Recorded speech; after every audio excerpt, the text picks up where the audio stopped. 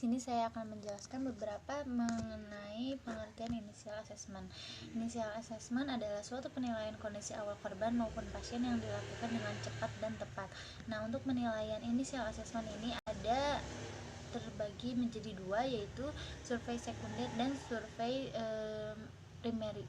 Nah, untuk survei primer adalah proses melakukannya penilaian keadaan korban gawat darurat dengan menggunakan prioritas A, B, C, D, E. Untuk survei sekundernya itu merupakan pemeriksaan yang secara lengkap yang dilakukan secara head to toe dari depan hingga belakang. Dalam penilaian initial assessment ini ada 5 komponen yang harus dinilai, yaitu airway, breathing, circulation, disability, exposure. Nah, tujuan penilaian ABCDE ini adalah memberikan pengobatan yang menyelamatkan jiwa si korban. Pertama-tama, perawat bisa siapkan alat, lalu didekatkan. Yang kedua yaitu lakukan tindakan call for help, yaitu untuk meminta bantuan kepada warga sekitar untuk menelpon ambulan pada saat pasien tidak berada di rumah sakit. Dikarenakan pasien sudah berada di rumah sakit, tindakan itu tidak dilakukan. Yang kedua yaitu tindakan untuk melakukan 3A: aman diri, lingkungan, dan aman pasien. Untuk aman diri, perawat bisa menggunakan masker dan handscoon. Untuk aman lingkungannya, perawat bisa menciptakan lingkungan yang aman bagi pasien dan tidak berbahaya. Untuk yang ketiga yaitu aman pasien, perawat bisa memasangkan safety box kepada pasien, lalu memposisikan pasien terlentang.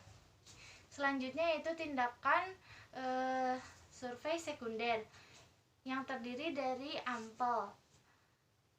A-nya itu alergi. Pasien tidak memiliki alergi. Untuk medicationnya, pasien tidak sedang mengonsumsi apapun.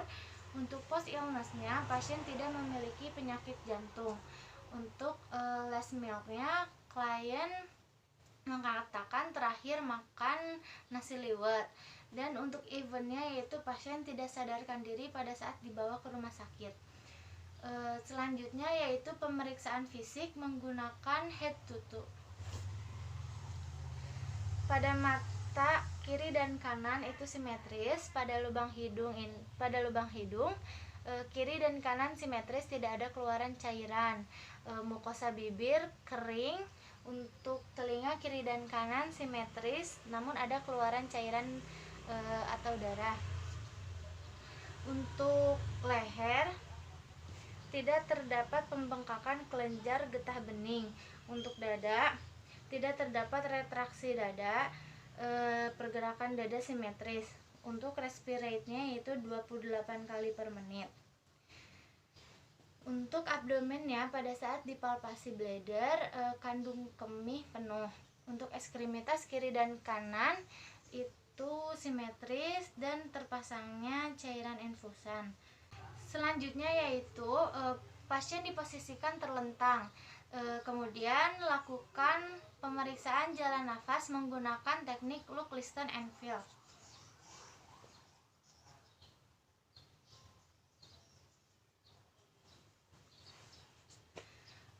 Selanjutnya yaitu penilaian tindakan survei primer, yaitu pada airway-nya terdapat suara gargling menjadi snoring.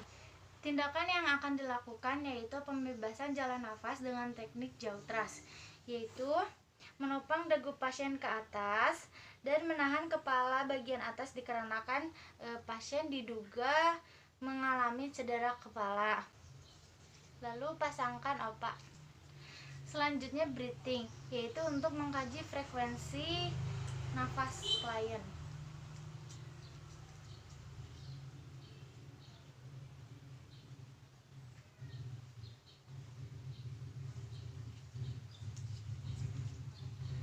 Frekuensi nafas klien 28 kali per menit. Lalu ada suara tambahan gargling menjadi snoring. Tindakan yang akan dilakukan yaitu pemberian oksigen pada pasien.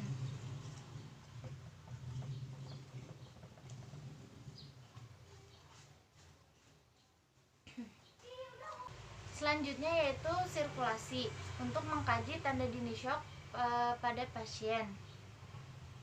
Pasien mengalami penurunan kesadaran, akral teraba dingin, dan CRT lebih dari 2 detik. Adanya perdarahan di sekitar telinga, lalu mukosa bibir kering. Tindakan yang akan dilakukan adalah balut perdarahan di area telinga pasien dan lakukan terapi pemberian cairan infus RL kepada klien.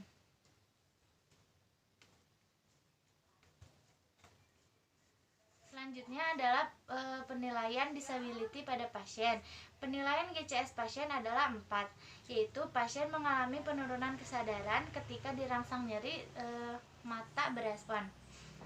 Untuk exposure-nya yaitu membuka baju pasien untuk melihat apakah ada perdarahan lainnya pada tubuh pasien. Lalu selimuti pasien dengan selimut guna untuk mencegah terjadinya hipotermi. Sekian dari saya, kurang lebihnya mohon maaf. Assalamualaikum warahmatullahi wabarakatuh.